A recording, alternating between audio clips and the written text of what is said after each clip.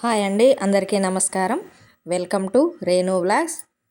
నేను మా అమ్మాయి కోసమని మీషోలో ఒక షార్ట్ టాప్ ఆర్డర్ పెట్టాను. దాని అన్బాక్సింగ్ వీడియో చేస్తున్నాను.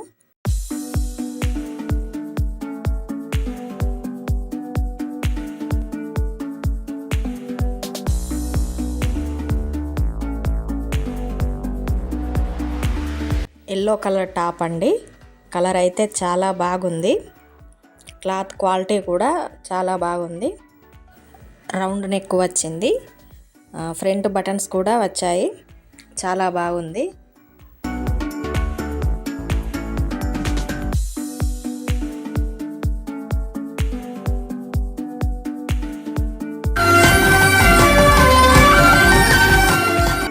చింతపండు రసం లేకుండా ములక్కాయ సాంబార్ చేస్తున్నాను. ఆయిల్ వేడెక్కాక జీలకర్ర ఆవాలు ఆయిల్లో వేసుకోవాలి. తర్వాత తరిగిన ఉల్లిగడ్డ ముక్కలు వేయాలి. 4-5 ఎల్లిపాయలను జీలకర్ర వేసి కచ్చాపచ్చాగా దంచి ఇందులో వేసుకోవాలి. ఇవన్నీ బాగా వేగిపోయాక 1 స్పూన్ పసుపు ఇందులో యాడ్ చేసుకోవాలి. పసుపు వేసుకొని బాగా మిక్స్ చేయాలి. తర్వాత కరివేపాకు వేయాలి.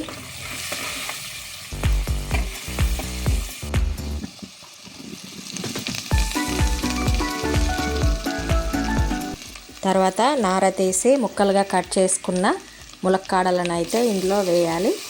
4 టమాటాలు తీసుకున్నాను. 2 పప్పులో వేసి ఉడికించాను. మిగతా 2 టమాటా ముక్కలను ఇందులో వేయాలి. టమాటా ముక్కలు ములక్కాడ ముక్కలు ఆయిల్లో కలిసేంత వరకు మంచిగా మిక్స్ చేసుకోవాలి. ఒక 5 నిమిషాలు ఉడకనిచ్చాక కట్ చేసి పెట్టుకున్న సొరకాయ ముక్కల్ని వేసుకోవాలి. సొరకాయ త్వరగా ఉడికిపోతుంది కనుక కొంచెం లేట్గా వేసుకుంటేనే మంచిది.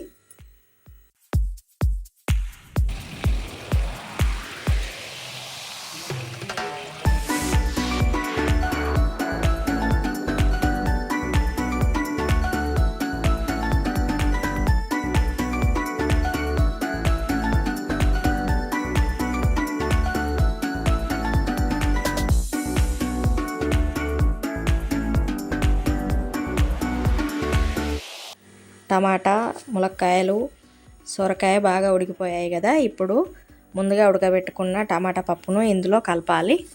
పప్పుతో పాటు ఇవన్నీ మిక్స్ కావాలంటే వాటర్ కలుపుకోవాలి. చింతపండు రసం కాకుండా వట్టి వాటరే వేస్తున్నాను. ఈ సీజన్లో చింతపండు రసం తింటే దగ్గు జలుబు చేసే అవకాశం ఉంది. అందుకే చింతపండు లేకుండా సాంబార్ ఇలా కూడా చేసుకోవచ్చు అని చేస్తున్నాను.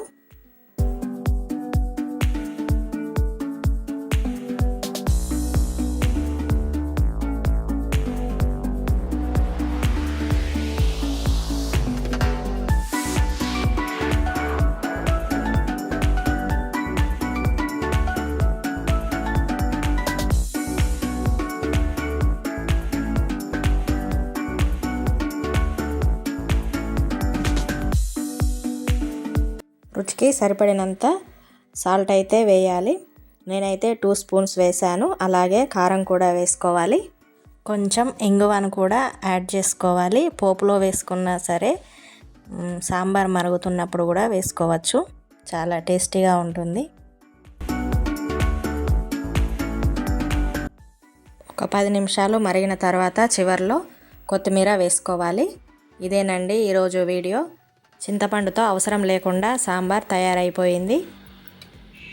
నా వీడియో కనుక మీకు నచ్చినట్లయితే లైక్ చేసి షేర్ చేయండి. అలాగే మొదటిసారి వీడియో చూస్తున్నట్లయితే సబ్స్క్రైబ్ చేయండి. మరిన్ని మంచి వీడియోస్తో మీ ముందుకు వస్తాను. Thank you.